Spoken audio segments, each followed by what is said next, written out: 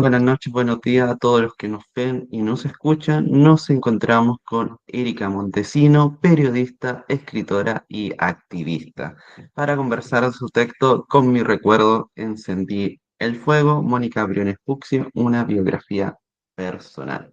¿Cómo estás, Erika, en este día? Bien, gracias. También gracias, agradecida por la invitación a conversar sobre este texto, que bueno, que ya cumplió un año desde su lanzamiento, pero que le ha ido muy bien. Sí, no, ha sido un éxito. Y comentaste un poquito para empezar, ¿cómo empezaste tú en la escritura, en la literatura? ¿Cómo fueron tus acercamientos? Bueno, contarte que yo empecé desde niña a escribir. Yo escribía, yo creo que desde los 10 años o menos a lo mejor, pero siempre fue como una especie bueno, cuando chica me acuerdo que me llevaron a una orientadora del colegio porque estaban como preocupados de que yo igual era como muy, a lo mejor, muy distraída, ¿no? Entonces la orientadora le dijo, me acuerdo, a mi profesora y a mis padres que tenía demasiada imaginación, que era como muy imaginativa. Entonces yo creo que esa imaginación la llevaba, ponte tú, a cuadernos que tenía, y lentamente iba construyendo historias que se me ocurrían, ¿no? Yo también dibujaba, ¿no? Dibujaba un montón de monos y eso, digamos, esos dibujos también yo me acuerdo que tenían como una historia, ¿no? O sea, sin saber nada, o sea, yo vengo igual de una familia donde los libros escaseaban. Generalmente para la clase media, digamos, en los 80, leer era como lo último, ¿me entendí? O sea, me refiero sobre todo a estas familias despolitizadas, digamos, ¿no?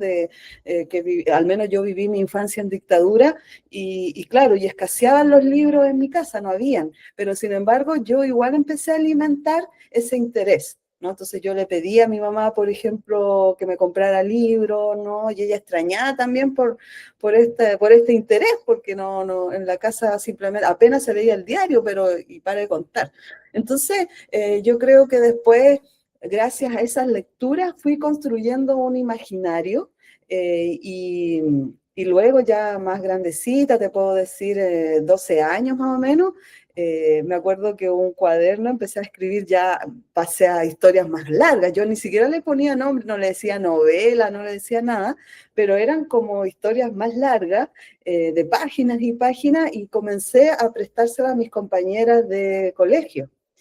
Y tuvo tal éxito, el, el cuaderno pasaba de mano en mano, ¿no? Lo tenía una semana una semana la otra de mis compañeras de colegio, que nuevamente empecé a verle como también una entrada, también en ese tiempo 10 pesos era dinero, 10 pesos, ¿no? Entonces yo empecé a pedir 10 pesos por prestar mis cuentos, o sea, por facilitar el cuaderno, y con eso me compraba helados, golosinas y esas cosas. Pero me gustaba mucho que me leyeran y que me felicitaran por eso, ¿no? Y de hecho, alguna profesora se dio cuenta de eso, se dio cuenta de mi, entre comillas, talento, digamos, tan chica creando historia. Obviamente que quizás que a lo mejor no tenía una estructura muy, digamos, no, pero se entendía la historia porque a las niñas les hacía mucho sentido y les encantaba. Generalmente eran historias románticas, ¿no? Eran historias de amor, románticas y todo, pero eran como muy, a mí, yo de hecho hoy en día a veces lo he contado en talleres literarios donde asisto, el contenido de esas historias, y eran muy divertidas, ¿no? O sea, eran muy influidas también, muy influenciadas por las teleseries de los 80, que yo veía cada tarde con mi mamá, así nos sentábamos con mis hermanas y yo a ver las teleseries. Entonces era muy también, había una influencia también de esas teleseries, de la música de los 80, de la música romántica de los 80, que a mí también me llamaba mucho la atención siendo niña, ¿no? Porque eran canciones así muy trágicas, también misóginas algunas, machistas, digamos, ¿no? Porque la época, pero sin embargo era como que me ayudaban también a construir esta historia así romántica con las chicas, y les encantaba. Entonces ahí yo me di cuenta que había un talento, pero era ese, quizás yo creo que tal vez faltó, tal vez más apoyo, digamos, porque mis papás no sabían simplemente, quizás más, hoy sigue así, o la niña va a ser escritora, además que igual todas esas cosas, todo lo que fuera cultura era muy mal mirado, ¿no? Entonces, como que la cultura era para gente bohemia, para gente marihuanera, le decían en esos tiempos. Entonces, tampoco era algo que como que se impulsaba a las niñas y jóvenes de esa época a ir por ese lado creativo. A no ser, bueno, yo era niña, no me podía revelar tanto todavía, a no ser que estuvieras más grande y fueras adolescente, y como lo hicieron muchas y muchas, se rebelaron nomás contra eso. Pero yo me acuerdo que niña era como que eso de la cultura era algo muy, muy mal mirado todavía. Así Y empecé. sí, ¿no? Interesante también todos los que nos cuenta un poco de esta infancia también en dictadura. ¿Qué otro impedimento te generó a ti también llevar una infancia en dictadura? Bueno, a ver, mira, yo igual encuentro que tuve una infancia, entre comillas, protegida, pero yo me daba cuenta de muchas cosas. Yo era la mayor, soy la mayor de tres hermanas. A veces dicen que no se nota mucho, eh, que sea la mayor, pero en ese tiempo, claro, yo me daba cuenta de muchas cosas, me empecé a dar cuenta, desde muy niña me empecé a dar cuenta, sobre todo porque yo viví las primeras protestas contra la dictadura. Entonces, eso está impregnado también en mi libro de Mónica, ¿no?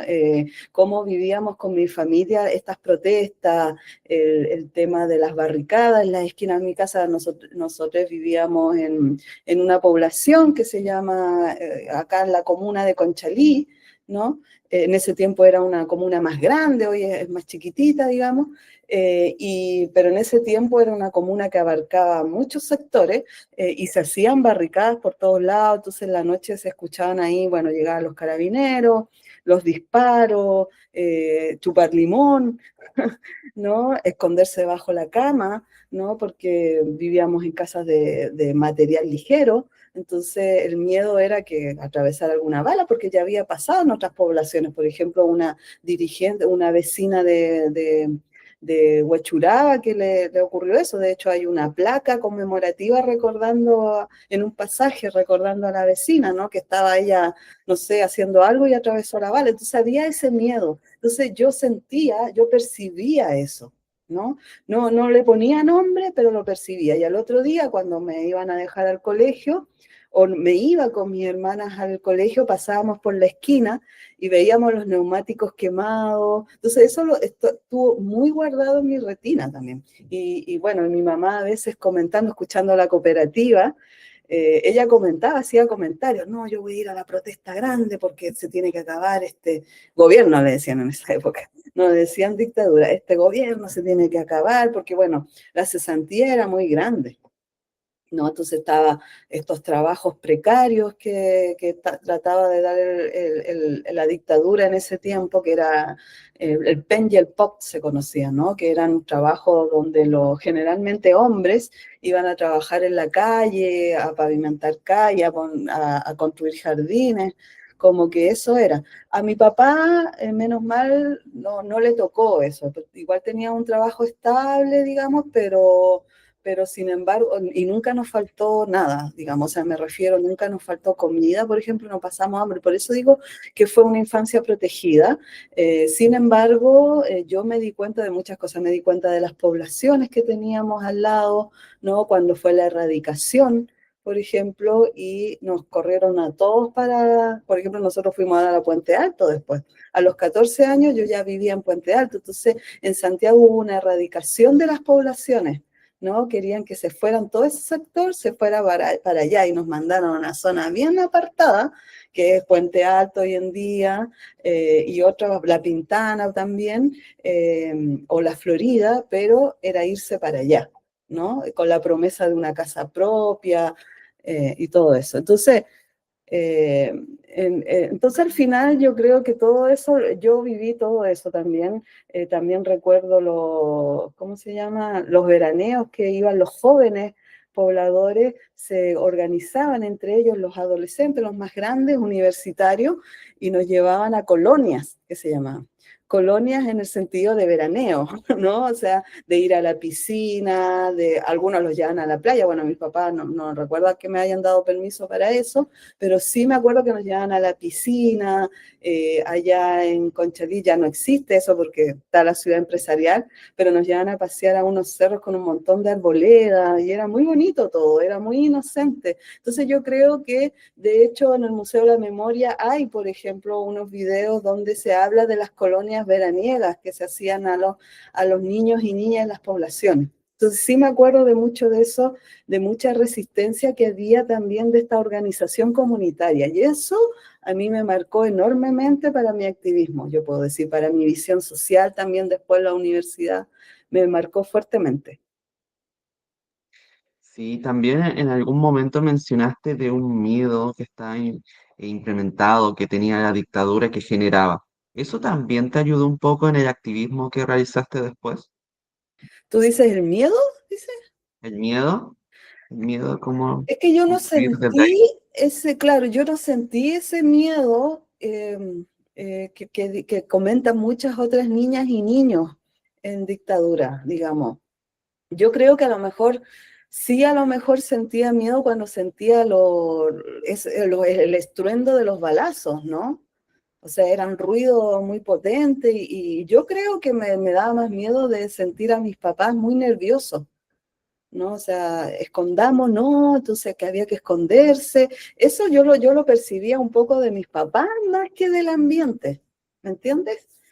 Como que eran los adultos, ¿no? Que estaban atemorizados. Entonces ahí como los veía a ellos, yo decía, o sea, creo yo que pensaba, parece que es algo peligroso, que hay que tener miedo, ¿no?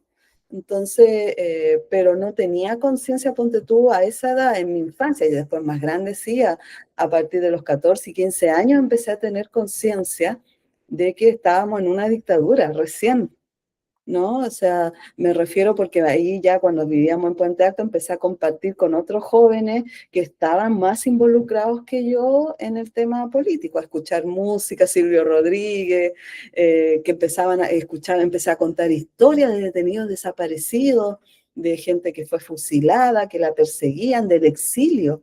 Recién cuando yo tenía 15 años, mi tío, yo tenía un tío que ya falleció, que era reportero gráfico y regresó del exilio desde la ex Unión Soviética en ese tiempo, ¿no? Y regresó del exilio, entonces yo recién me vine a enterar que tenía un tío en el exilio por persecución. Entonces, en ese sentido, creo que desde mi adolescencia ya empecé a darme cuenta y creo que ahí recién tomé conciencia de ese miedo de las otras personas, ¿no? De que a mi familia le hicieran algo o que nos persiguieran o que a lo mejor nos siguieran o algo así. Igual en mi casa, como te digo, era bueno, esta serie de los 80 lo refleja muy bien. Mi papá era muy Juan, era así tal cual. En esta casa no se habla de política y mi mamá era y de hecho mi mamá se llama Ana, y era tal cual, o sea, era así, ¿no?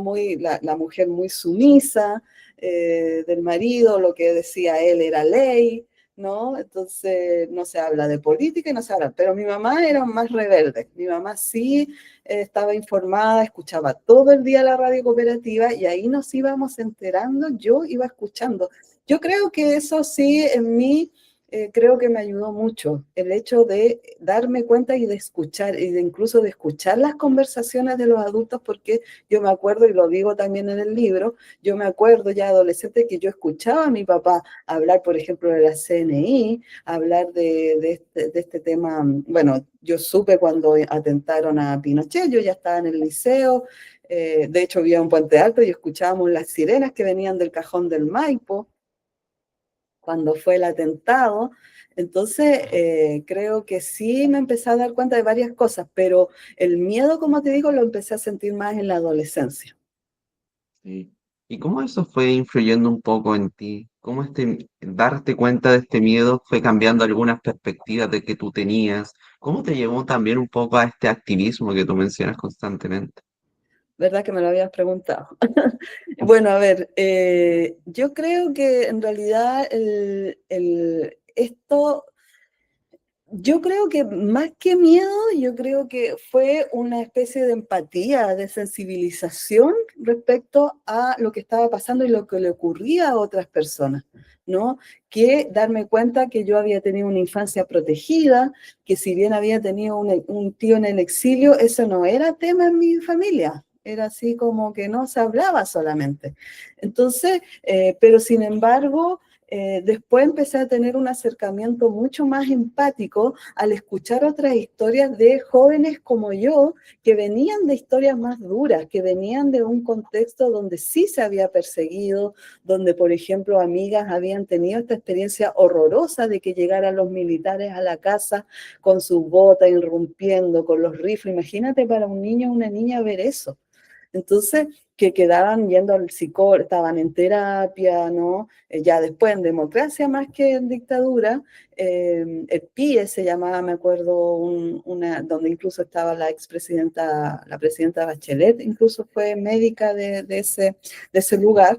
Entonces yo creo que hubo más sensibilización, más empatía, pero yo creo que donde más se vio esa influencia para mi escritura, darme cuenta que yo había vivido una infancia en dictadura, que yo tenía cosas que contar, ¿no? Fue la universidad. Yo entré a la Universidad Arci, más encima, en la Universidad Arci, súper política. Entonces yo creo que eso me curtió totalmente. O sea, ahí, después de venir, digamos, de un contexto muy apolítico, se podría decir, aunque todo es político, aunque mi papá no quisiera hablar de política, no, bla, bla, bla, y bueno, y él era un poco, como que apoyó un poco la dictadura, digamos, ¿no? Al venir, digamos, de todo ese contexto, sin embargo, yo no sentí que mi sensibilidad no iba por ese lado. Sentí, por ejemplo, que al vivir en poblaciones, al ver la erradicación, el ver la pobreza, no mía, sino que verla en los otros niños y niñas, eso también me hizo cultivar una empatía muy fuerte en lo social, en pensar en las injusticias, ¿cachai? En las injusticias sociales. Y después en la universidad ya pude darle forma a ese contexto, le pude dar forma también a que habían habido personas perseguidas, asesinadas, ¿no? Mis compañeros de universidad, casi todos venían también, digamos, de familias, hermanos, tíos, papás, detenidos desaparecidos. Me contaban su historia, también conocer también a quienes habían sido también ex PP, presos políticos, que habían luchado contra la dictadura y que habían terminado presos, después, bueno, fueron indultados, pero también tenía profesores que habían luchado contra, que habían pasado hasta por Villa Grimaldi. Entonces, todo eso yo dije, a mí me ocasionaba mucha empatía, creo yo. Entonces yo creo que eso, más que miedo, yo creo que hubo una sensibilización muy grande para entender y comprender de dónde yo venía. Y yo nunca he negado de dónde yo vengo. O sea, yo vengo de una población, me crié en una población en Conchalí, después pasé por Puente Alto, que bueno, Puente Alto no es lo que era ahora, era una comuna más chica, ahora es una de las comunas más grandes, por este tema de la erradicación también. Entonces, empecé a tener mucha empatía, mucha conciencia social y eso lógicamente me llevó a un activismo también, pues, porque ahí cuando ya obviamente descubrí, no, yo desde chica yo sabía mi orientación, o sea, no le ponía nombre, pero percibía mi orientación sexual, y eso también me llevó a decir, bueno, es injusto, por ejemplo, que siendo mujeres lesbianas, y eso también me ayudó a mi conciencia feminista también, ¿no? Y al final yo creo que fue un montón de cosas, pero yo creo que más allá del miedo fue, yo creo que no fue miedo, yo creo que fue un rebelarse contra esas injusticias que yo veía. Totalmente. Y desde ahí parte un poco también lo que menciona este cambio de población, todo este traslado. ¿Tú crees que un poco el contexto donde vivías influía más en lo que pensabas, en tu forma de pensar? Sí, sí, totalmente. Creo que, bueno, no siempre, no todo es, por ejemplo, tú puedes crecer con muchos hermanos, hermanas, y todos van a tener, increíblemente, todos tienen una visión distinta. ¿No? Todos tienen su interpretación de las cosas, ¿no?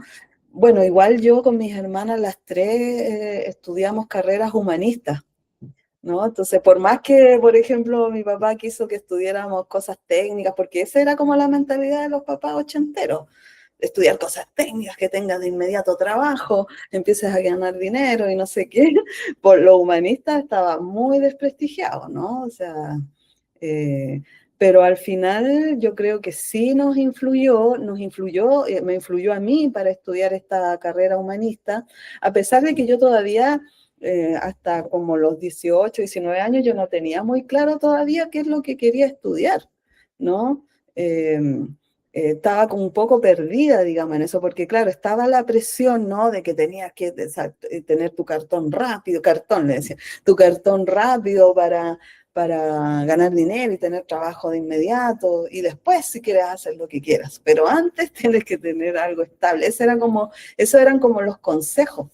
Pero en el fondo yo estaba un poco perdida porque me encanta, a mí me gustaban mucho las cosas creativas, ¿no? Dibujaba, gané un concurso de dibujo en el colegio, escribía, entonces yo al final era puro arte nomás lo que a mí me gustaba, ¿no? Pero lo que sí me daba cuenta, porque participé también, bueno, como casi la mayoría de los jóvenes en las poblaciones participaban en la iglesia, ¿no? En la iglesia católica. Entonces, no es que yo fuera creyente o algo así, pero era como entretenido ir para allá, encontrarse con otros jóvenes, hacer actividades, hacían paseos y era entretenido. Y yo me acuerdo que siempre, cuando participaba en espacios, y también me pasó en el colegio yo participé en la creación de una revista escolar con un profesor que él convocó y yo dije, me gustaba participar en esas cosas. Y después la iglesia di la idea de sacar también como un boletín pastoral, le decía yo, ¿no? De hecho, hice una edición, me acuerdo que yo al dibujar, le hacía los monitos, las letras, muy artesanal. Entonces, como que me gustaba esas cosas, me gustaba hacer revistas, boletines, me encantaba esa cosa creativa del hacer, ¿no? Entonces yo creo que el contexto influyó bastante para que yo después dijera o me preguntara, bueno, de hecho una de mis hermanas me trató de sacar de esa, ¿cómo se llama? Desorientación que yo tenía respecto a lo que iba a estudiar, porque claro, yo quería ir a la universidad, pero yo decía, ¿pero qué? ¿Pero qué puede ser? Dibujo, diseño, incluso pensaba, diseño y todo el asunto, pero no me convencía. Me gustaba dibujar, pero no era una cosa así como una pasión, digamos, ¿no? Además que como tan influía también por el discurso este de la plata, entonces decía, no, pero en eso no se gana plata, plata. Entonces un día mi hermana me dijo, ¿no? O sea, una de mis hermanas me dijo, ya, pero Erika, ¿qué es lo que te gusta más hacer? Piensa en algo que te puedes perder, digamos, haciendo lo que es como que pierdes la noción del tiempo. Y ya, pues yo dije, escribir, dije yo, eso me hace perder esta noción del tiempo. Ya, pues me dijo, busca algo relacionado con escritura. Bueno, yo igual decía, ni siquiera, mira, si hubiese tenido orientación de alguien, yo creo que hubiese optado por literatura. Pero como no tenía esa orientación, no sabía que se podía estudiar. Increíblemente había mucha desinformación, imagínate, era un mundo sin redes sociales, que lo único que veías era una tele chica, eso era, ¿cachai? Entonces como que no había tanta información y mi círculo, si bien yo tenía algunos primos en la universidad, no era una cosa así que fueran y se sentaran contigo y te dijeran, oye, esto es bueno o esto no, o sea, esto te conviene o esto no. Entonces al final... pero sin embargo, cuando pensé en periodismo, dije, ¿periodismo puede ser? Me gustaba porque yo decía, bueno, a mí me acordé esto de cuando yo hacía los boletines, las revistas, entonces yo dije, pero igual es entretenido, puedo hacer eso por mientras y a lo mejor después ahí eso deriva en escritura, como que siempre pensé en eso. Al final, nunca me arrepentí de haber estudiado mi carrera, es mi vocación primaria, siempre digo eso, mi vocación primaria es el periodismo y en realidad me ha dado mucha satisfacción, incluso en el activismo también, que lo pude combinar, ¿no? Con esto. Entonces yo creo que sí, que el contexto influyó mucho para estar aquí hoy día en lo que he construido a lo largo de esta trayectoria. Exacto, y ahí como nos cuenta un poco esta llegada al periodismo, ¿cómo fue después? ejercer el periodismo, ¿cuáles fueron tus primeros pasos, tus primeras creaciones en ese sentido?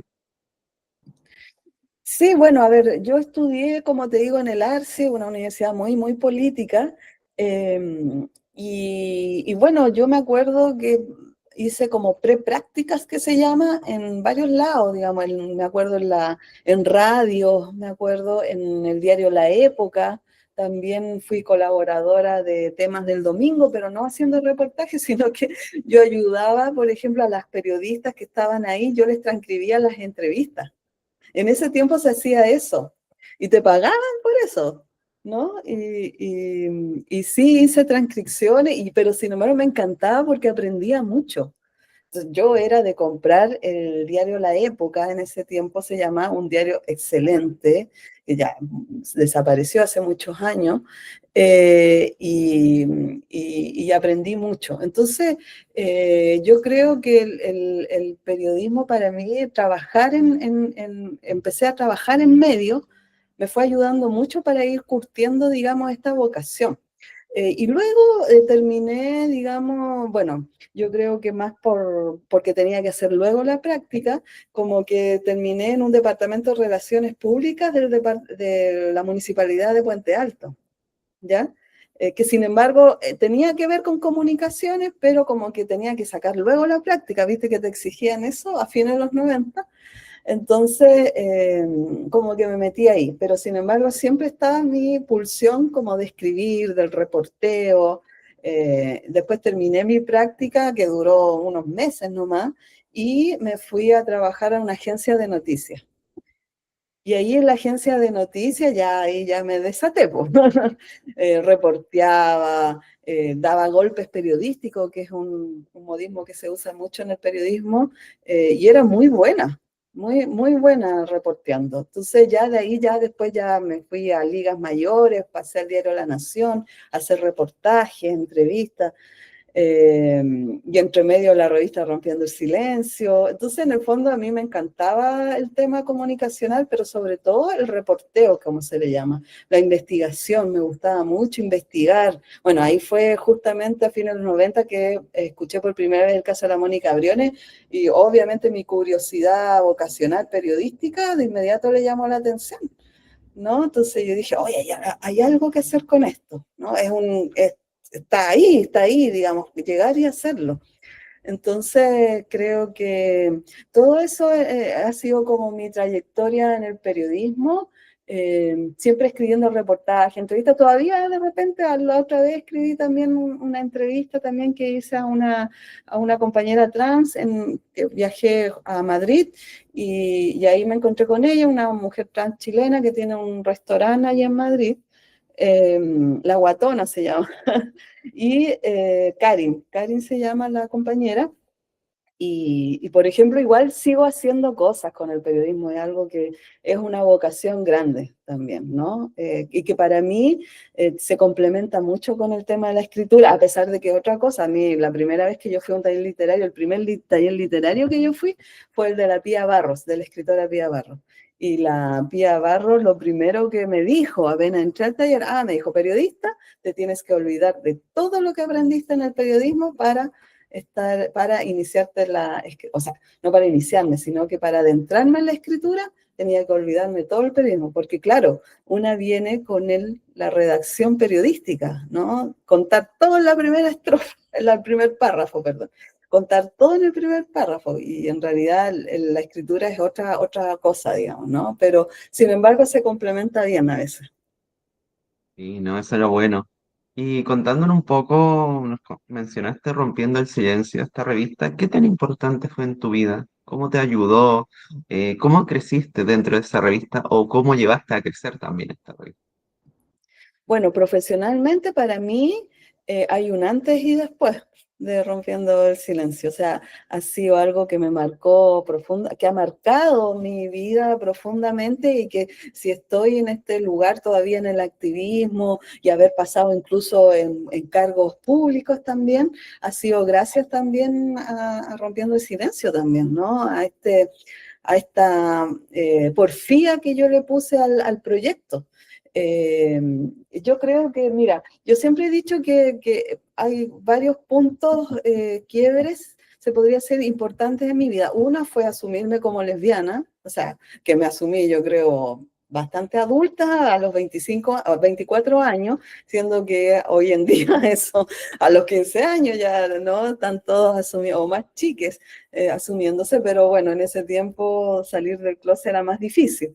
Pero yo a los 24 años como que hay un quiebre en mi vida. Entonces yo siempre digo, ya, ahí era un antes y un después porque obviamente pude vivir mi orientación, mi sexualidad, digamos, al menos yo más libremente, empezar a tener pololas, empezar, o sea, sentirme realmente feliz y contenta conmigo misma. Ese fue un quiebre. Pero el otro quiebre fue rompiendo el silencio. No lo digo quiebre en sentido negativo, lo digo totalmente de una transformación en mi vida. ¿No? Entonces, yo creo que cuando se me ocurrió hacer esta revista digital, porque en plena era de Internet, fue una oportunidad. Mira, yo siempre he tenido olfato, y eso no es porque lo diga yo, pero me he dado cuenta de eso, que hay una característica mía que es mucho de usar, de ver de sentir las oportunidades.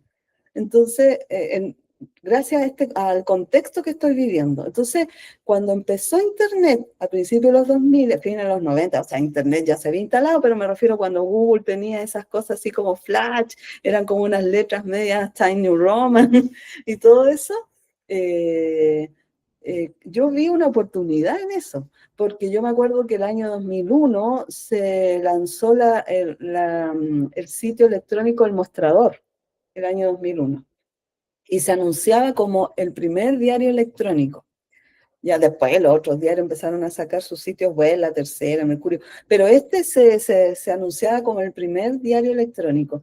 Entonces a mí, en esa oportunidad, vi la oportunidad. Yo dije, o sea, perdón, valga la redundancia, vi la oportunidad, porque yo dije, claro, un diario electrónico, ahí está, porque como yo hace tiempo tenía ganas de hacer como un proyecto con la comunidad, ya era activista, entonces yo sentía que la comunidad lésbica estaba súper invisibilizada en todas las cosas que yo veía que hacían las colectivas, la historia que había de la Ayukelé, nadie la sabía.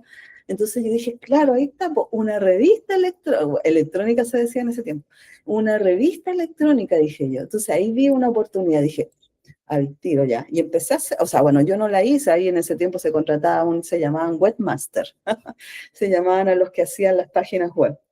Entonces, yo creo que Rompiendo el Silencio nació desde eso, de ver esa oportunidad. Y bueno, y toda mi trayectoria en el activismo siempre ha sido de ver la oportunidad, ¿cachai? De ver que hay posibilidades de hacer cosas cuando hay un contexto que tú ves como un poco favorable, ¿no? Lo mismo me pasó, por ejemplo, con la revista en papel y luego me pasó con la agrupación también, cuando fue el segundo gobierno de Bachelet y ya la revista seguía, pero sin embargo yo sentía que tenía que transformarse en otra cosa.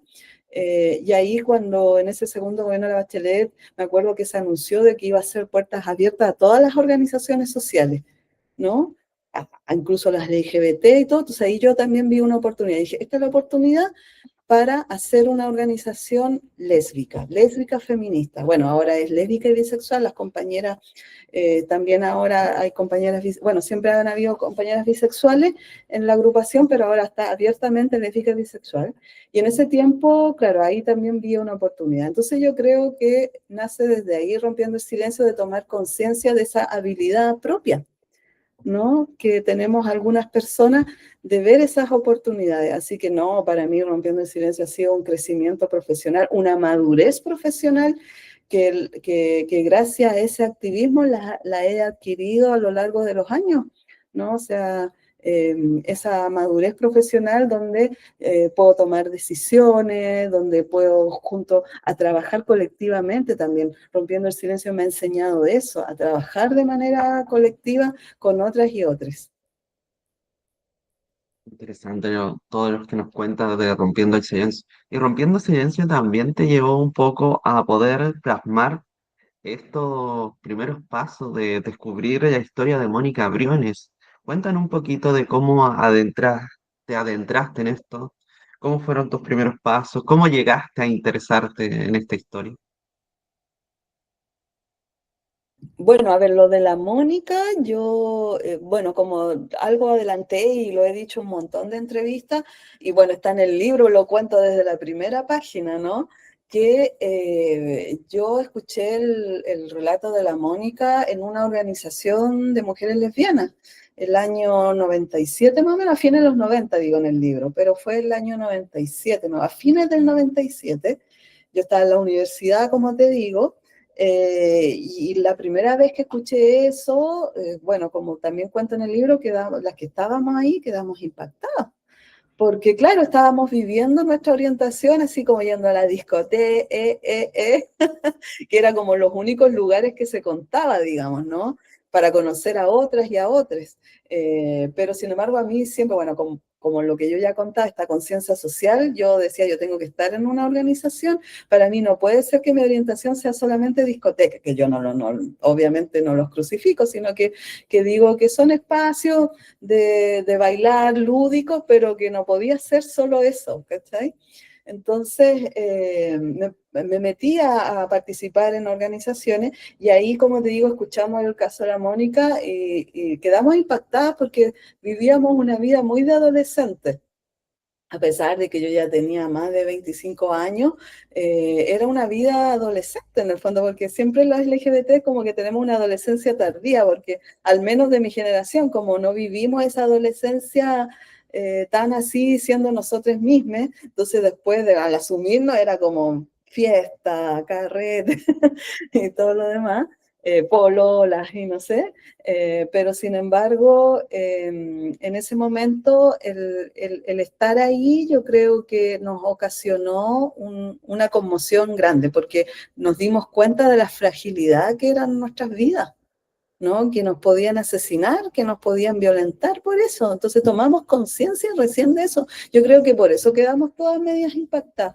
Y como digo ahí en el libro, a mí nunca más se me olvidó. Era para mí una historia potente, contada muy, ¿cómo se llama? Sin detalle, sino que era solamente, no, como digo en el libro, asesinaron a esta compañera en la esquina del Jaque Mate, que ya no existe, pero que estuvo muchos años ahí, en esa esquina, y que se desconocen las causas, parece que no sabemos si la asesinaron o la atropellaron, o sea, la asesinaron, al parecer la atropelló un camión, no se sabe bien, o la golpearon, pero estaba con alguien. Todas eran versiones contradictorias, era como una cosa bien. Bueno, lo que te decía que, ¿cómo se llama? Yo encontraba que esta historia de la Mónica que le faltaba mucha información, ¿no? Y nunca más se me olvidó, digamos, a mí siempre me volvía, ¿no? Y bueno, y las compañeras de Ayukelén lo recordaban en cada actividad que había, su nombre, y yo decía, pero, y les preguntaba, ¿no? Pero si su familia, me decía, no, la familia no quería saber nada, lo ocultaron incluso. Y yo decía, pero no puede ser. Entonces, igual yo decía, si fue un atropello, debe haber habido un parte policial. Bueno, eso es como también ¿cómo se llama? Lo busquilla que es el periodista. Pues no se quedan solamente con eso. Si a otras personas a lo mejor tú escuchaste eso y dijiste, bueno, será vos. Pero un periodista como Busquilla, de inmediato le empieza el tema de la curiosidad.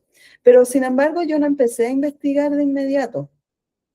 Pasaron igual su par de años, como que me dediqué después al proyecto de Rompiendo el Silencio, conté lo de Ayukelén, ahí entre medio siempre se mencionaba el caso de la Mónica, y siempre yo pensaba, dije, oye, esto lo tengo pendiente, alguna vez lo tengo que hacer esto. Después cuando colaboraba en el diario La Nación, incluso ahí también lo mencionaba, porque yo me acuerdo que hacía reportaje LGBT. Entonces, me acuerdo que en un reportaje LGBT me parece que era sobre las personas que pedían asilo afuera siendo LGBT y mencioné el caso de la Mónica en un recuadro y me acuerdo que un editor de La Nación me dijo, oye, me dijo, este caso está interesante, deberías investigarlo más, me dijo. Luis Núñez parece que se llama ese editor, no me acuerdo, no recuerdo muy bien el nombre. Y él me dijo, deberías, ¿cómo se llama? Investigarlo más porque se ve muy interesante. Y eso también yo dije, oye, en realidad, pero sin embargo, pasaron 3 años para que yo finalmente me decidiera a investigar. Pero bueno, mira, yo encuentro, y siempre lo he dicho en los lanzamientos y todo eso, en las entrevistas, que yo encuentro que fue en el momento justo nomás, o sea, en el momento que tenía que ser, ¿no? Me demoré, como que lo chuteaba porque siempre habían otras cosas, estaba el proyecto de la revista, entonces al final no me dedicaba 100% a eso, pero llegó en el momento en que justo yo estaba, o sea, en el momento en que decidí investigar lo de la Mónica, el año 2006, yo ya tenía cierto recorrido profesional periodístico, sabía los instrumentos que tenía que utilizar, por ejemplo, para llevar adelante una investigación, qué es lo que tenía que hacer primero, corroborar las fuentes, ¿no? Después las entrevistas. Lo que no tenía en ese tiempo era, digamos, el, quizás el tema de la escritura, ¿no? No estaba fortalecida esa parte. Estaba fortalecido escribirlo periodísticamente, pero cada vez que escribía, hacía los primeros borradores, me salía todo tan periodístico que no me dejaba convencida. No me dejaba para nada convencida. Yo quería algo más de eso, no quería que fuera, incluso hasta llegué a ficcionar la historia, novelarla, perdón, no ficcionar, sino que a novelarla un poco, pero tampoco me convenció. Entonces ahí pasaron 8 años más que yo me encontrara, cómo se llama, la línea de cómo iba a presentar esta investigación. Pero sin embargo, tampoco fue en vano todos estos años, porque entre medio, como cuenta ahí en el libro, empezó a aparecer un montón de gente, el caso se empezó a hacer mucho más conocido y gracias a eso, a que se hizo mucho más conocido, empezaron a aparecer muchas personas de un montón de lados dando testimonio de que la habían conocido, contando anécdotas con ella. Entonces, en el fondo, se iba juntando un gran material, que fue lo que dio para hacer ya definitivamente el libro. Así que yo creo que el proceso de hacer la investigación de la Mónica fue perfecto. El tiempo que se demoró fue perfecto. Eso. Sí, y tú ahí en el texto igual nos cuentas que entre medio hubo un programa que salió de Enigma y que generó un poco esta pausa también. Cuéntanos cómo fue esa situación y cómo llevó a que esto se demorara un poco más también. Sí, sí, bueno, de hecho también lo cuento, es uno de los quiebres también en el libro. Precisamente fue por este reportaje. Bueno, yo quería que el caso se diera a conocer. Eso sí, yo entre el año 2006 y 2010 estaba como muy concentrada en que, la investigación, el caso de la Mónica se diera a conocer. Ese era como mi norte, digamos, ¿no? Entonces, ya en ese tiempo ya había sido la revista impresa, yo había publicado la primera parte en la revista impresa, ¿no? Pero yo sentía que todavía faltaba que fuera conocido. Entonces, en el año 2008 se presentó la oportunidad que me contactaron de TVN, ¿no? De una productora, mejor dicho, que trabajaba con TVN. Entonces me dijeron que era del programa Enigma, ¿no? Que era un programa que era como así como casos no resueltos, enigmáticos, policiales, ¿no? Entonces, claro, yo al principio dije, oh, bueno, no sé, de inmediato me entusiasmé porque dije, esta es la oportunidad, ¿no? De dar a conocer el caso de la Mónica y no sé qué.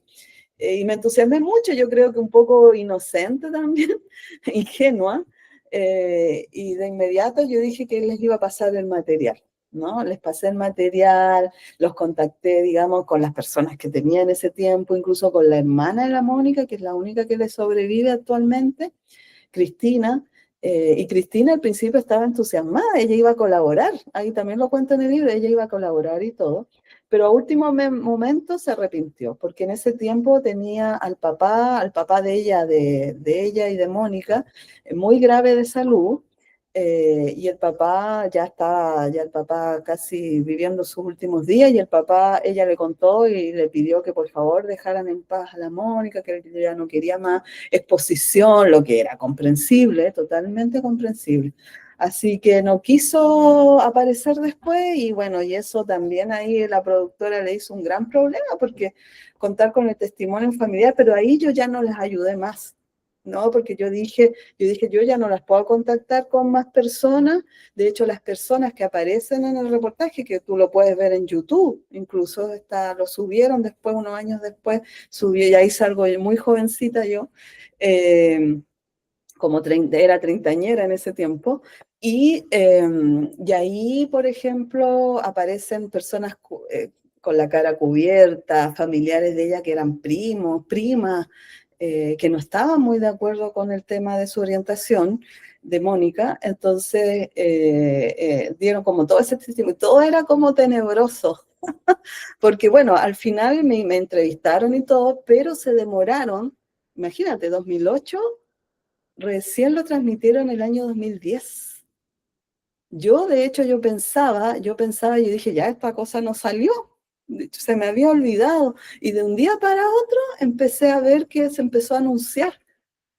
Yo dije, no puede ser, porque incluso había perdido el contacto de la periodista no me había contestado más, nunca más supe, y yo dije, bueno, a lo mejor se arrepintieron nomás y será, po. Y el 2010 apareció en septiembre del año 2010 y se anunció, me acuerdo, incluso salió en nota en los diarios, así como por primera vez se va a conocer el caso de Mónica Briones, así como que fuera algo muy... Y a mí me llamaba la atención como esa importancia, ¿no? Y bueno, y cuando salió el reportaje, yo quedé así como, ¿qué hicieron, no? ¿Qué hicieron con esto? Y bueno, y fui muy criticada por las otras activistas, por las mismas Ayuquelén, eh, que había hecho, cómo había entregado toda esa información, cuando en realidad la Mónica se merecía respeto, que ahí se da a entender que ella había sido una perdida, ¿no? Mucha morbosidad. Entonces, claro, efectivamente, yo me arrepentí tremendamente. Eh, y me afectaron las críticas de las compañeras, me afectaron realmente. O sea, esto nunca lo había dicho, pero me afectaron realmente las críticas y eso, bueno, y ahí mismo, como cuento en el libro, yo dije, ya, hasta aquí nomás. O sea, me refiero que no iba a seguir investigando, lo cerraba, lo iba a dejar hasta ahí, esa era mi decisión, pero que sí iba a seguir haciendo activismo, digamos, visibilizando, digamos, su caso, ¿no? Y tratando de que hubiese memoria también, la memoria lésbica feminista, ¿no? Pero más allá de seguir investigando, seguir con esto, yo dije yo, hasta aquí nomás llegamos, tal como cuento en el libro. Entonces ahí se produjo ese quiebre que duró un montón de años, pero que al final yo fui viendo que al final fue trayendo mucho más lo del reportaje, hizo que el caso de la Mónica se conociera a nivel nacional. De hecho, hay muchas chicas que se acuerdan de ese reportaje y ya la Mónica ya no era algo desconocido y por eso empezó a aparecer la gente, empezó a aparecer personas que la habían conocido. O sea, por eso yo te digo, todo el proceso del libro fue perfecto, o sea, todo el recorrido, la trayectoria, todos los años que me demoré, tenía una razón. ¿Cachai? Había una razón de haberse demorado tanto, porque yo creo que si lo hubiese sacado el 2010, ponte tú, no hubiese tenido ni un impacto. No, ni un impacto porque habrían faltado testimonios, gente que la conoce, o quizás sí, no sabemos, pero tal vez no hubiese tenido menos a hoy en día con redes sociales, obviamente que tuvo un mayor conocimiento. Así que eso, pues, eso fue lo del caso de la Mónica. Interesante también esto que nos cuentas, de este proceso de pausa que tú cuentas, que te ibas a dedicar netamente a la memoria voz feminista. ¿Cómo fue ese proceso? ¿Cómo fue ese cambio de dejar un poco la investigación y dedicarse netamente a aquello? Como cuando este quiebre en el 2010, tú dejas un poco la investigación y te dedicas como a recuperar esta memoria lesbo feminista. ¿Cómo fue ese proceso? Ah, claro, sí. Bueno, yo empecé, como te digo, yo dije, bueno, yo no hago más investigación, pero sí me preocupo de mantener esa memoria. Y eso se fue viendo reflejado, digamos, con los años, en, por ejemplo, haciendo actos de memoria por Mónica. De hecho, bueno, y así llegué, por ejemplo, el año 2015, cuando había como un resurgir del movimiento lésbico feminista, en el sentido de que habían varias organizaciones como que nos armamos con la agrupación lésbica Rompiendo el Silencio el 2014 y de ahí empezaron a aparecer, bueno, ya habían algunas desde antes, pero como que convergimos, ahí como que justo coincidimos varias chicas que también, por ejemplo, estaban las colectivas visibles, Camión Rosa, Familia Familia, y ya habíamos varias activando. Entonces, en ese tiempo comenzamos yo comencé a plantear la posibilidad, porque yo lo veía en Argentina, que desde hace años en Argentina tenían un Día Nacional de la Visibilidad Lésbica. Y llegó acá la información de que, me acuerdo que por Facebook, que era lo más famoso en...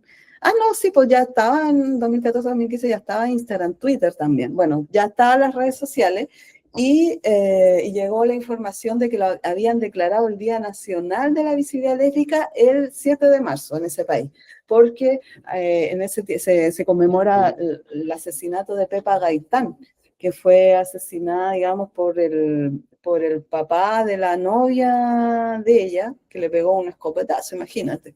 Entonces se conmemoraba el Día Nacional de la Visibilidad Lésbica. Entonces a mí me llamó la atención, de ahí empecé a enterarme que en Brasil lo tenían hace un montón de años, el 30 de agosto creo que es en Brasil.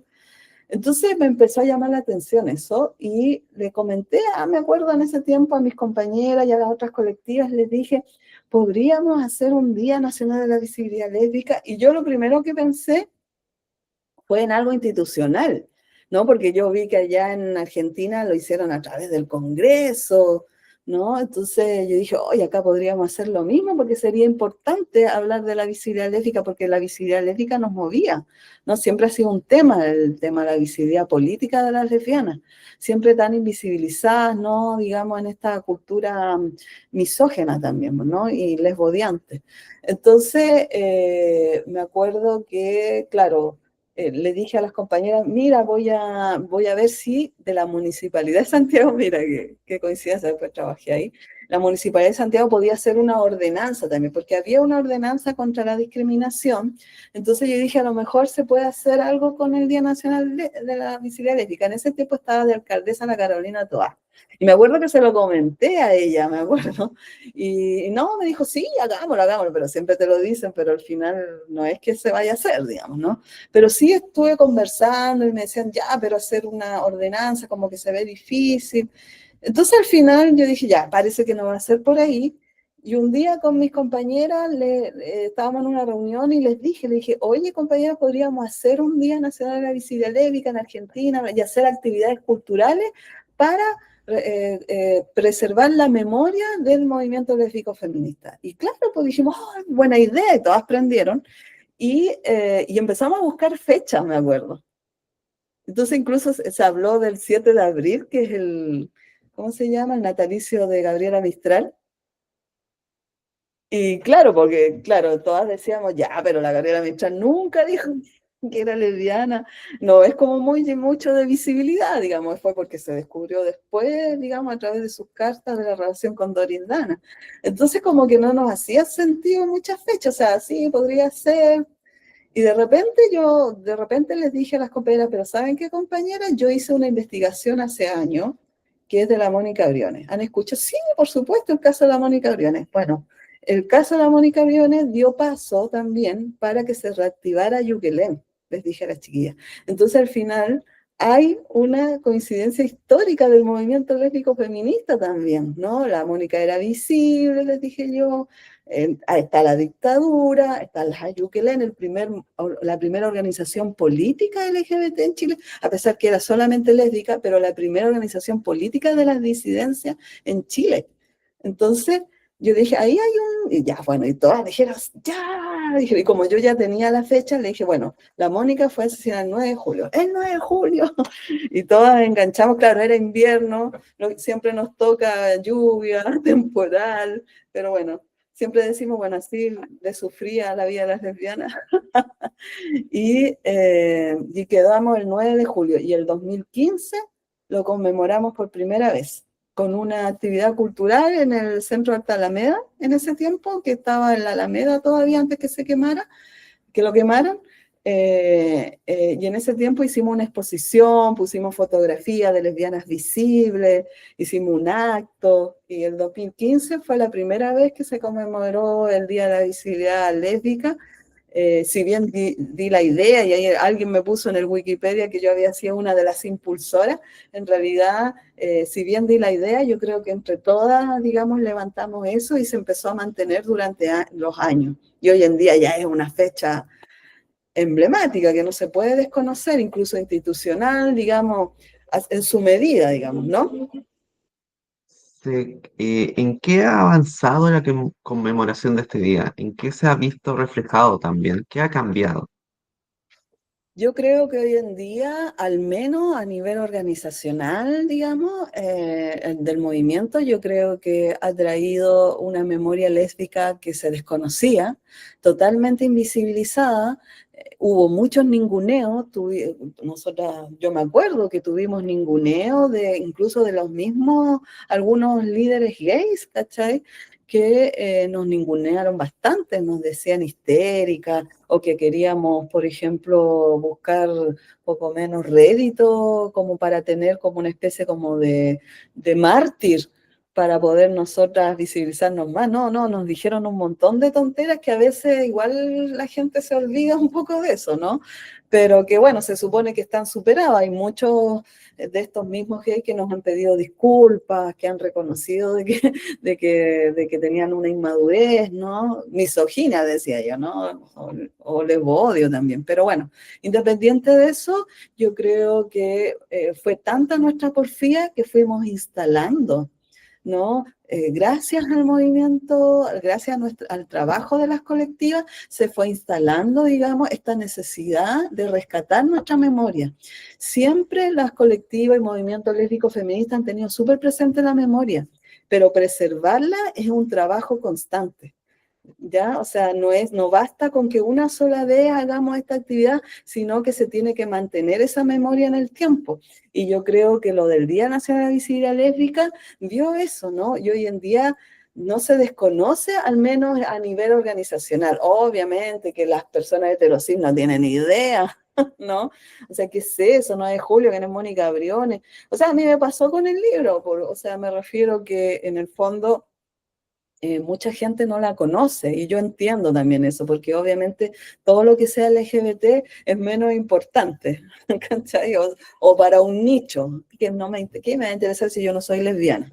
¿No? Como generalmente es como ese el pensamiento heterosis. Entonces, en el fondo, pero sin embargo, más allá de eso, yo creo que a nivel de movimiento nos ha dado mucho más fortaleza a nosotras las lesbianas para, digamos, tener digamos, nuestra historia también, nuestra propia historia. Una historia de violencia, una historia de exclusión, una historia de invisibilidad, que es verdad, no es muy bonita, pero sin embargo es una historia también de resiliencia, una historia también de lucha, ¿no? Porque sin embargo nos pudimos haber ido todas para la casa, pero sin embargo seguimos ahí, siguen las compañeras, digamos, en este, luchando en este movimiento. Yo a lo mejor ahora quizás no estoy exclusivamente en una organización 100% lésbica, sino que LGBTQ+, pero siempre obviamente la lésbica va a estar siempre en mi corazón de lesbiana. Entonces, lógicamente, siempre voy a impulsar iniciativas que tengan que ver también con la visibilidad lésbica. Y en ese sentido, creo que el caso de Mónica ha impulsado eso. Y no solamente por su trágico final, porque yo sé que es un final que a mucha gente dice, ah, ya, pero no me gustaría leer sobre eso. Cuando tú también lees el libro o cuando sabes y conoces la historia, te das cuenta que en realidad la Mónica es un ejemplo también de valentía, de ser ella misma en contextos mucho más represores. Bueno, ahora tenemos el peligro de retroceder en contextos represores, ¿no? En un contexto que efectivamente no era solamente por la dictadura, era también porque la homosexualidad, y nos hablaba de otra cosa, era considerada una enfermedad. Entonces, en ese sentido, bueno, ella pasó por los psiquiátricos, imagínate, pero ella siguió con su porfía de ser ella misma. Entonces, en ese sentido, claro, tuvo un costo grande, ¿no? Pero más allá de, porque yo siempre he dicho eso, ella, Mónica, representa más allá de su vida. Entonces yo creo, más allá de, perdón, más allá de su trágico final, ella representa, digamos, con su vida un ejemplo de que ser una misma, o sea, ella se lo vivió a concho, vivió su vida, hizo lo que quiso a pesar de que fue joven, terminó de una manera muy violenta, de una manera injusta, donde también ahí habla también de la falta de justicia que se percibe, o sea, que todavía vivimos las personas LGBT, que en muy pocos casos, ahora felizmente, por ejemplo, el caso de Sandra Almeida pudo tener una condena, pudo tener un agravante gracias a nuestro mismo activismo, les digo, feminista. ¿Cachai? Nuestro mismo activismo lésbico feminista de mayor conciencia de incidencia en los espacios, en las narrativas públicas y políticas, ha llevado también para que la justicia, al menos en algunos casos, pueda hacerse presente, ¿no? Y no tengamos esta cantidad, digamos, al final del libro de la Mónica hay una lista que dijo, después del caso de la Mónica, todas estas han sido violentadas y asesinadas por su orientación sexual. Todas estas, y sin justicia.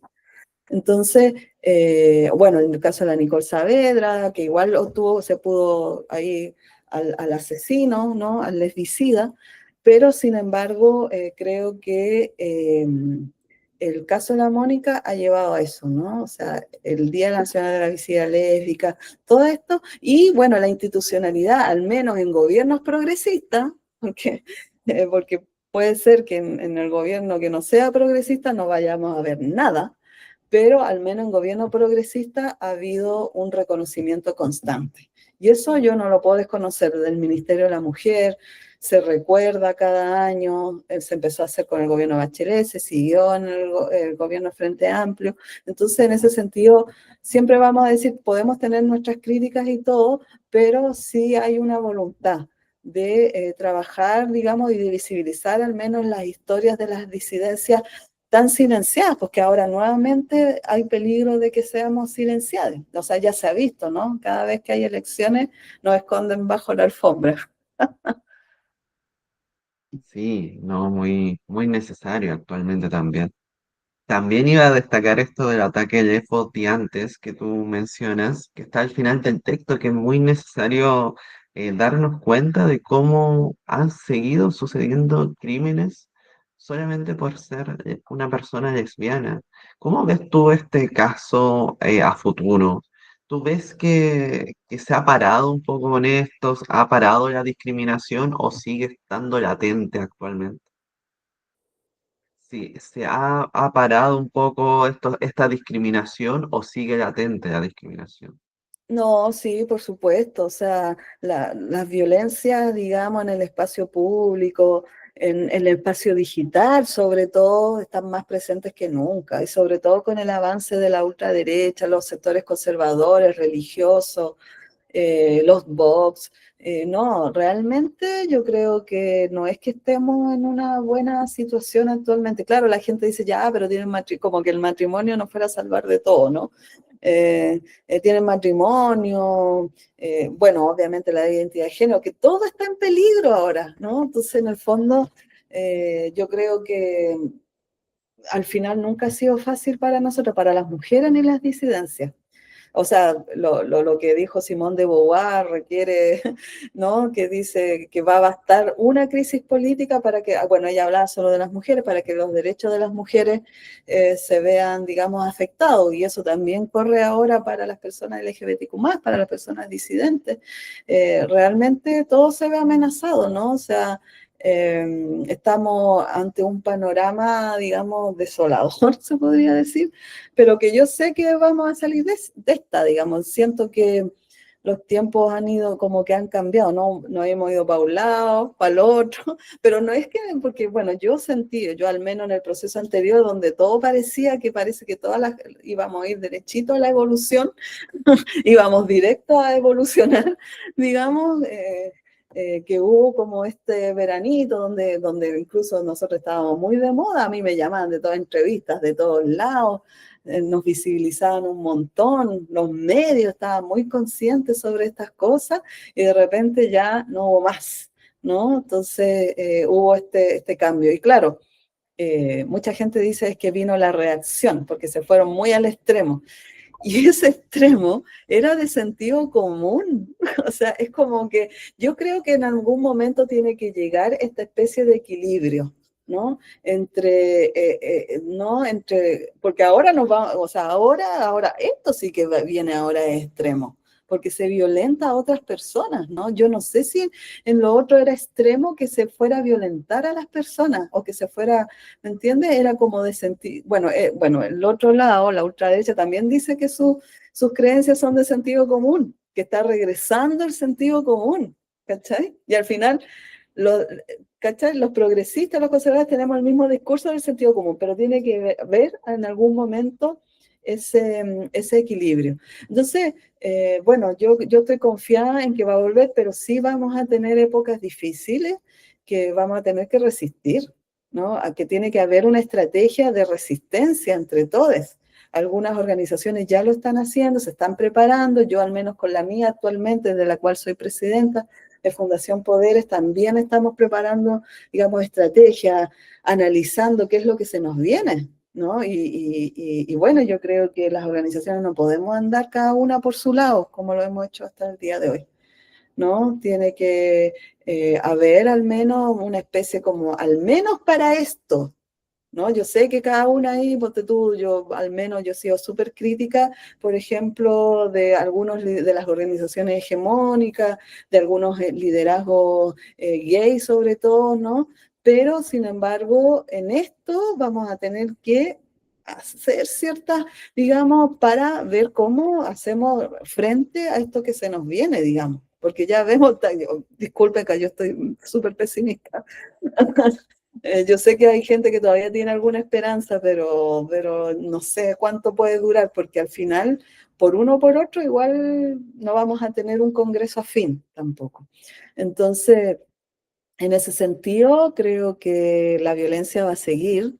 Ojalá que no, como ha pasado en Argentina, donde los casos han subido, los casos de violencia LGBT han subido, pero imagínate, 75%, según el último informe de allá, y se han implementado en países donde está presente la ultraderecha políticas terribles. Ahora no lo dicen, ¿no? Kast ha tenido esa estrategia de no meterse con ese tema, pero sabemos que cuando estén en el poder lo van a hacer, ¿no? Entonces la gente dice, no, pero no, ustedes le meten color, no va a ser tan así. Porque bueno, todo lo que sea LGBT no es importante. Entonces a nosotros nos va a estar pasando la aplanadora y a la gente no le va a importar. Entonces en ese sentido hay que, bueno, yo creo apelar a la solidaridad internacional, como lo están haciendo los compañeros de Argentina, y resistir nada más, lamentablemente, pero bueno, siempre ha sido, y eso también, por eso el caso de la Mónica es tan vigente también, ¿no? Porque ahí también se habla de cómo resistían en ese tiempo las jóvenes y jóvenes LGBT. No se juntaban, no había una fiesta lúdica y había muchas fiestas, había mucho movimiento y resistían de esa manera, pues. Esa era la manera de resistir, ¿no? Bueno, y ahora también el acompañarse y el autocuidado. Así que va a seguir esto. Sí, no. Y mencionabas en algún instante de estas medidas o estrategias que deberían tomar las organizaciones o instituciones. ¿Qué medidas crees que es necesario implementar más a corto plazo desde las instituciones o organizaciones LGBT? Yo creo, a ver, las estrategias son más que nada basadas, digamos, en primero, en visibilizar, digamos, la violencia que nos va a afectar. Yo creo que no solamente la marcha, o sea, yo sé que las marchas, el espacio público es el que nos tenemos que tomar, ¿no? Y nunca dejarlo de lado, salir a la calle, ¿no? Sí, es verdad, tenemos que salir a la calle, pero también no tenemos que dejar de lado las estrategias digitales. Yo, el espacio de Twitter, ex Twitter, hoy día X, el espacio de Twitter ya no es un espacio tampoco seguro, nos han silenciado a las personas LGBT. Ahí mismo en ese espacio, cuidemos el espacio ponte tú de Instagram, que es el que más nos ayuda para visibilizar nuestras iniciativas, para tener cierto impacto, pero hagamos estrategias también digitales que puedan hacerle sentido a las personas, porque lo que yo he percibido a nivel general es que a las personas ya no le hace sentido la solidaridad, la igualdad, se apela a la igualdad, se apela a la participación, la gente no quiere eso, la gente quiere plata, ¿cachai? Quiere vivir bien, ya no quiere vidas precarias, quiere lo material, está muy sumida en lo material. ¿cachai? Lo colectivo ya no les hace sentido, ¿cachai? De trabajar colectivamente, de esto, otro. Yo creo que vamos a tener que llegar a un momento en que vamos a tener que estar como en la, así ya, y ahí la gente se va a empezar a dar cuenta, oye, realmente si no trabajamos colectivamente, si no tenemos esta igualdad y solidaridad, todo esto material es nada, es vacío, ¿cachai? Entonces, en el fondo, porque bueno, a la gente cuando más les afecta es cuando empieza a afectar el bolsillo. Entonces, yo creo que la estrategia más allá de eso es también, si bien salir a la calle, ir a las poblas, sobre todo a la pobla, con las personas LGBT, las poblas, que las regiones, el sur de Chile sobre todo, muy fascista. Entonces, las organizaciones en regiones se sienten súper abandonadas, ¿cachai? Entonces, en ese sentido, tomar en cuenta las regiones, apoyar, tratar de no solamente que nos unamos en Santiago, sino que unirnos a nivel nacional, ¿no? Si vamos a plantear una protesta nacional, al menos de las disidencias o de los feminismos, hacerlo a nivel nacional, ¿cachai? No dejar de lado las regiones, ir para allá, por ejemplo, ir a los territorios. Eso también es una estrategia súper potente. Y como te digo, también la estrategia a nivel digital, informar a la gente por ejemplo, cada mentira, porque el futuro gobierno, si es de ultraderecha, que yo creo que lo más probable, se va a basar solo en mentiras todo el rato, como ha sido con Milei, ¿no? Denunciar su corrupción, ¿no? Porque lo vamos a ver también, ¿no? Entonces, o porque este va a ser un gobierno de totalmente sin vergüenza. Ahí no va a haber, ahí van a hacer cara de palo en hacer las cosas. Entonces, la institucionalidad, chao, ¿no? Sí, van a respetar porque hay una constitución y todo, pero es la constitución de Pinochet más encima. Entonces, todas esas cosas van a afirmarse mucho más. Y yo creo que la estrategia es denunciar cada cosa, denunciarla, protesta, solidaridad internacional, ¿cachai? Tenemos que hacer eso, ¿no? Y bueno, eso es lo que no le gusta a la ultraderecha, viste que siempre dicen eso, que cuando salen ellos, como que de inmediato hay desorden social. Bueno, hay que apelar al desorden, lamentablemente, hay que hacerlo así. Entonces, bueno, en Argentina, pucha, realmente igual allá les ha costado bastante, porque más encima tiene un alto apoyo del gobierno de ultraderecha a base de mentiras. Entonces, no va a ser fácil, digamos, ¿no? No va a ser fácil. Así que por eso digo yo que hay que resistir. Es la primera, yo creo, la primera estrategia, resistir, tener conciencia que debemos resistir. Sí, ¿no? Y en ese proceso de resistencia que es importante la denuncia y también la memoria. Y volviendo un poco a la figura de Mónica Briones, ¿qué tan importante es la memoria de ella también actualmente? ¿Tú crees que tu texto ha trascendido un poco ¿cómo decirlo? Visibilizar la memoria feminista también? Sí, bueno, mira, más allá de hablarte, digamos, porque ya de activismo he hablado un montón, yo creo que el tema de cómo está escrito el libro, yo creo que si bien hice la investigación, hice la investigación basada en esta memoria, ¿no? Pero yo quise impregnar el texto, mi escritura, mi tono de voz, también con quizás ese tono, digamos, como que recuerda, como que tiene memoria, como que a veces de repente se pierde esa memoria, después se recupera. eh, También está impregnado de mis vivencias, con mi vivencia propia también. Hay mucho, por ejemplo, que es lo que reconocieron, bueno, el libro se ganó este premio, ¿no? La mención honrosa al Premio Libertad de Expresión José Carrasco de la Universidad de Chile, y lo que reconocieron el jurado, que estaba compuesto por Farideh Serán, imagínate, María Olivia Monkever, Marcia Scaleberry, es decir, periodistas, premios nacionales de periodismo, que vieron en mi libro realmente que les pareció muy conmovedor, ¿no? Y que lo que les gustó, me comentaba Farideh Serán también, que le gustó mucho esto de mezclar estas historias, ¿no? La mía, la de Mónica y la mía, ¿no? De hacer un poco de literatura del yo también dentro.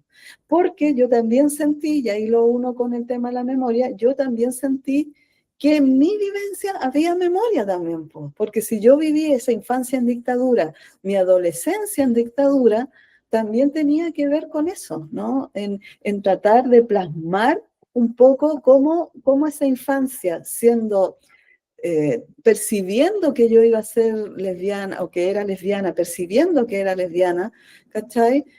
Cómo me impregnaba también esto, ¿no? Cómo era percibir siendo lesbiana, teniendo este contexto, ¿no? De las protestas contra el régimen, ¿no? Esto que le estaba pasando a la Mónica, que ella ya era adulta, ¿no?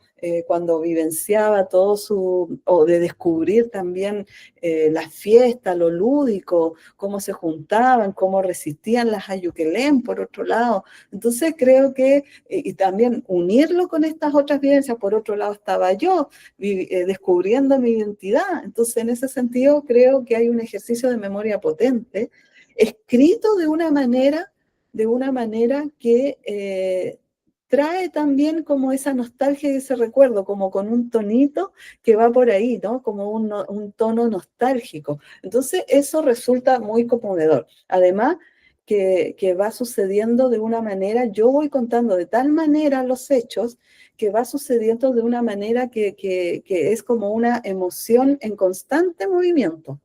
¿Cachai? Es emotivo porque hay un movimiento constante. Tú quieres saber más, porque ya sabes lo que pasó, ¿no? Yo desde la primera página dije, Mónica Brión la asesinaron, bla, bla, bla, tal fecha, y es como que, o sea, yo me arriesgué con eso, porque en el fondo yo lo había partido de otra manera y él estaba como dejando para el final, digamos, el tema digamos, del crimen, pero en el fondo ahí conversando con una escritora que me ayudó y me guió mucho, María José Viera Gallo, conversando con ella, claro, nos dimos cuenta que en realidad eso ya, ¿para qué dejarlo al final si ya todo, no es que todo el mundo lo sepa, pero tú podís poner Wikipedia y ya sabís, ¿no? ¿Qué es lo que pasó con ella? ¿Para qué dejar al lector con algo que ya se sabe? Al final se hace tedioso y aburrido. Entonces yo me arriesgué y lo subimos arriba. Y ahí se armó una estructura tal que al final fuimos intercalando, ¿no? Intercalando esta historia, la de ella y la mía. Como también fui haciendo la investigación, porque eso le interesa también saber a la gente, ¿no? Al final yo resulto en ese libro de recuperar la memoria de como una investigadora de la memoria. ¿No? Entonces estoy investigando, tuve que ir al archivo judicial, no me querían pasar la carpeta, ¿no?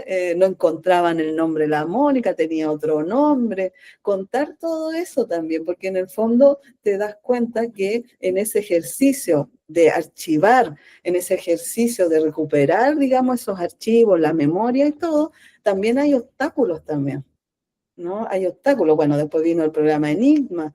Entonces, y bueno, y también como también después va terminando el libro, va terminando con un descubrimiento que no es solamente del tema de la Mónica, un descubrimiento de mí misma, ¿no? O sea, y un descubrimiento de que a lo mejor, como digo ahí con un personaje, nunca vamos a saber quién fue, porque al final yo doy a entender, y eso también es muy de la escritura, ¿no? Dar un motivo para seguir un motivo o sea, un motivo de la historia que estoy contando. ¿Cuál es mi motivo? Entonces yo decía, quiero saber, porque eso es verdad, yo quería saber quién la había asesinado, yo incluso fantaseaba que iba a pillar al asesino, o que a través de lo que yo escribiera, investigara, íbamos a pillar al asesino, y eso nunca fue. Bueno, nunca hay que decir nunca, en una de esas capaz aparezca o se sepa, que capaz que esté muerto, ¿no? Pero al final como que solté eso, ¿cachai? Después de esta conversación que tuve con el personaje, o sea, bueno, no era un personaje, con el mejor amigo de la Mónica, que me dijo eso, me dijo, a lo mejor nunca vamos a saber. Y al final ahí como que se prenden las luces y uno dice, claro, ¿por qué esta obsesión, ¿no? Esta obsesión por saber, cuando al final la vida de ella, su recorrido, el ejemplo que ella nos muestra, es muy potente, más allá de lo que, ¿cachai? Es muy potente lo que deja, ¿no? Obviamente que hay un sentido de justicia, pero eso se puede ir sabiendo en el camino, no digo que no lo vayamos a conseguir, en una de esas se sabe, pero ahí también vino también una madurez mía, ¿no? De dejar esta cosa así como de soltarla, ¿no? No, tenemos que saberlo, y de ver que realmente que hay todo un simbolismo político, activista en la historia de ella y en la historia mía, que todas las historias que surgen de esa memoria es política, ¿cachai? Sí, y en ese sentido, hablando de memorias, está tanto la memoria de Mónica, está tu memoria. ¿Cómo llega este texto para la construcción de las nuevas generaciones, a la construcción de nuevas memorias? Mira, yo participé hace poco en un encuentro que se llama Vestigio Futuro, encuentro de memoria de disidencia. Excelente, es un grupo de compañeros que se unieron, digamos, MAPA LGBT y otros activistas que trabajan y de la cultura, hicieron un encuentro internacional, vino gente de Brasil, ¿no? También contando su experiencia archivística, y en el fondo era eso, cómo recuperamos esa memoria. Entonces ahí me acuerdo, conocí mucha gente joven haciendo ese trabajo también. Y muy motivados y motivadas realmente, porque yo pienso, no, que les va a interesar el ejercicio de la memoria, y al final están haciendo una pega excelente, sobre todo con el tema trans, ¿no? Archivando el tema trans, reconstruyendo. Y también, por ejemplo, el tema del BOW, por ejemplo, también incluso de estas expresiones artísticas y culturales, dejando archivo sobre eso, porque un día desaparecen, a lo mejor pasan, y después te enteras, oye, hubo un movimiento BOW en Chile y nunca lo supe. Entonces al final hay una preocupación constante. Yo creo que hay más conciencia. Yo al menos lo vi ahí en este encuentro, que hay conciencia de lo importante que es dejar, digamos, vestigio, como se llamaba, ¿no? El encuentro, vestigio futuro, vestigio de lo que estamos haciendo, porque eso ayuda para las nuevas generaciones. Tú no tienes que partir de cero, no tienes que decir, esto nunca se ha hecho, ¿no? Sino que tienes que reconocer que antes hubo otras y otros que dieron cara en tiempos más complejos a lo mejor, ¿cachai? Entonces yo creo que hay mayor conciencia, digamos, de las nuevas generaciones. Interesante también que se esté haciendo esta conciencia también.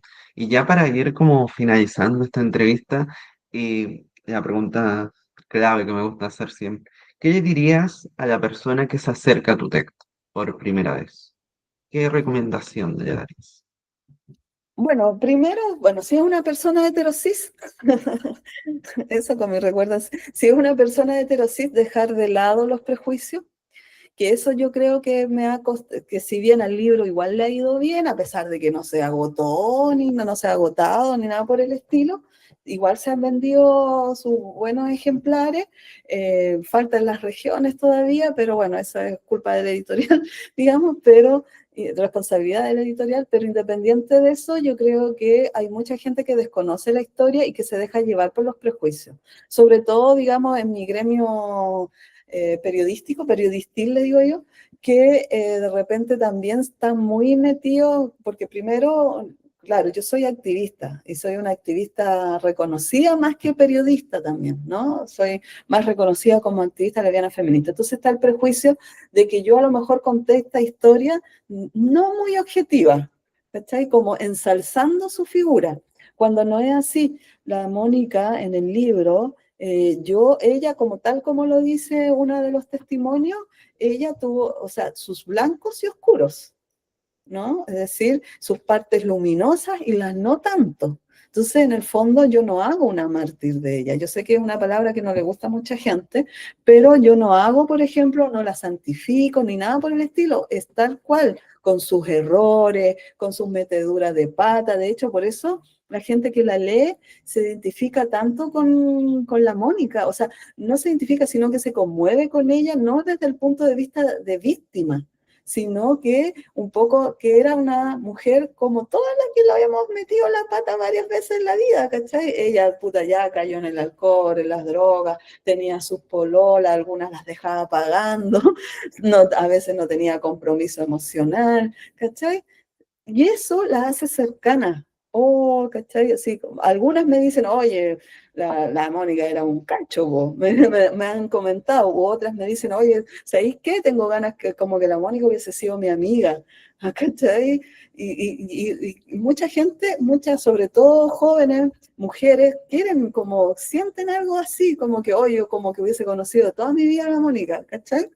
Como que no es alguien lejano, lo que construí de alguien a quien no conocí, construí a alguien, ¿cómo se llama? Realmente cercana. O sea, pude reconstruir, no construir, reconstruir a alguien a quien yo no había conocido y a través de testimonio, entrevistas, de detalles que yo me fui dando cuenta en los testimonios escritos, por ejemplo, en el archivo judicial, cuando hablaban de ella, esto, otro, la hermana que me decía, le gustaban los duraznos, ya, y ahí, le gustaban los duraznos, esa era su fruta preferida, ahí una característica, o le gustaba disfrazarse, le gustaba vestir de ropas así, usaba collares, no sé qué. Todas esas características le daban, digamos, cierta, o la expareja, la expolola, no, a mí la Mónica me dejaba tirar, otra que, puta, a mí me dio filo y se fue con otra. Entonces, todo eso te van dando características de ella, ¿cachai? Entonces, en el fondo yo creo que lo primero que le diría a las personas que dejaran de lado sus prejuicios, una, a las personas cis, como te decía, hetero, que piensan que, yo no soy lesbiana, ¿por qué me tendría que interesar leer eso? Mira, hay que leerlo por una cuestión literaria, ¿ya? Ahí hay un tono literario, hay una voz que puede llevar mucho más allá del simple caso, ¿ya? Y a las personas LGBT no es solamente el crimen, porque hay muchas personas LGBT que me dicen, ya, pero es que yo no quiero leer el crimen, me voy a angustiar. No, no es eso. O sea, ya se sabe el crimen, obviamente se cuenta en una parte que, bueno, esa parte le gustó mucho al jurado del premio también, porque esa parte me quedó muy potente como se narra el momento del crimen. Pero más allá de eso, es la historia completa la que puede conmover. Así que yo invito a dejar de lado, digamos, los preconceptos que se puedan tener del libro y a leerlo, digamos, con amplitud de miras, a verlo como un producto literario de calidad, ¿no? Una investigación que se hizo durante años, pero que se llevó al papel, no solamente con la historia de Mónica, sino que con algunos pasajes míos, ¿no? Por ahí alguien comentó en ese Goodreads que parece una crítica, ¿no? Que era como que yo aparecía demasiado en el texto, como que la Mónica se dejaba de lado, y no es eso. Lo construí de tal manera que no fuera así, pues, ¿no? De hecho, saqué un montón de cosas también para que quedara equilibrado. Pero al final las partes que quedaron, que son las mías, tienen directa relación, porque habla también un poco del descubrimiento de toda mujer, de su sexualidad, ¿no?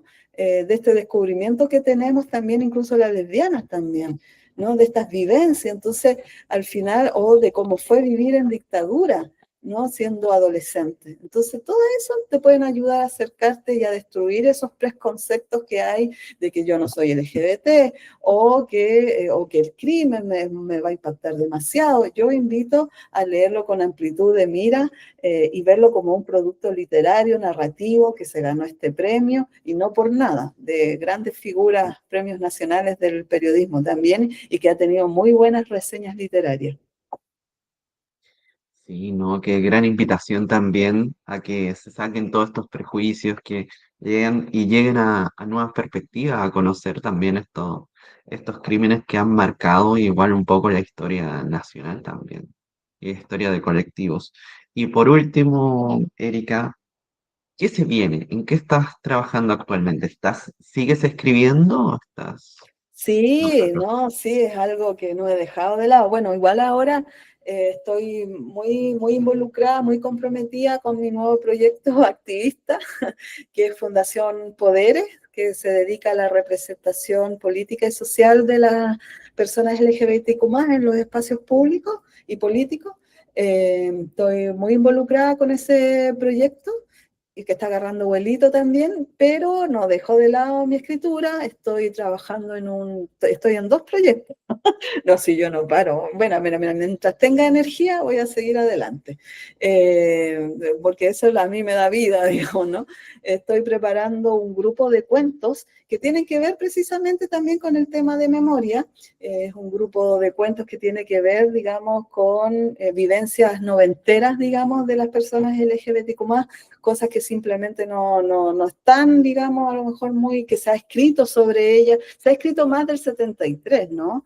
Se ha escrito más, bueno, y de los 80, pero no se ha escrito mucho de los 90, siendo LGBT. Entonces estoy trabajando en un grupo de cuentos para eso, eh, que también yo estoy decidida a publicarlo, de hecho ahí por ahí tengo algunas conversaciones con editoriales, y en otro proyecto más grande, que es más, es como una novela, ¿no? Le digo novela corta, como una novela corta que tiene que ver con un tema también más, que no tiene que ver tanto con activismo ni con memoria, sino que tiene que ver con los temas más vinculados, digamos, a vivencias que tienen que ver con el deseo, ¿no? Es un tema que me interesa mucho, el deseo entre mujeres. ¿No? Cómo se vive este deseo entre las mujeres, cómo se vivencia, qué es lo que se busca con el deseo también en general. Es algo también muy literario, que me está quedando bien bueno, pero bueno, son todos proyectos nomás, que igual toma su tiempo, porque por ejemplo con el deseo ya llevo como un año. Tú sabes que los proyectos literarios son largos, los cuentos, estoy desde el principio de año con los cuentos, y bueno, voy a ver cuánto tiempo me toman esos proyectos, pero la idea es que yo estoy decidida a seguir publicando. Creo que son productos de buena calidad, que obviamente que tienen que ser, eh, como tú sabes, los escritores siempre escribimos borradores, dice alguien por ahí.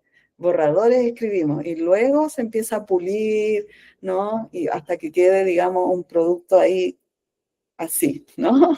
Así que eso, pues bueno, y esperando también a lo mejor seguir participando en talleres, postulé ahí a un fondo público para poder terminar un magíster que quiero terminar de escritura, ojalá me resulte, pero ahí hay que ir viendo en el camino, pero para mí la escritura o sea, desde niña y cuando lo retomé con este libro, ya se quedó en mí, no va a volver a salir, ni a dejarlo botado tanto tiempo. Exacto. Todos los éxitos, Erika, para todo lo que se viene, para todos estos proyectos. Ojalá tener la oportunidad de leerlo a futuro. Ojalá sigamos haciendo esto futuro y poder conversar también. Y muchas gracias por esta invitación y a toda la gente que nos escucha, que nos ve. Y hasta otra oportunidad. Adiós.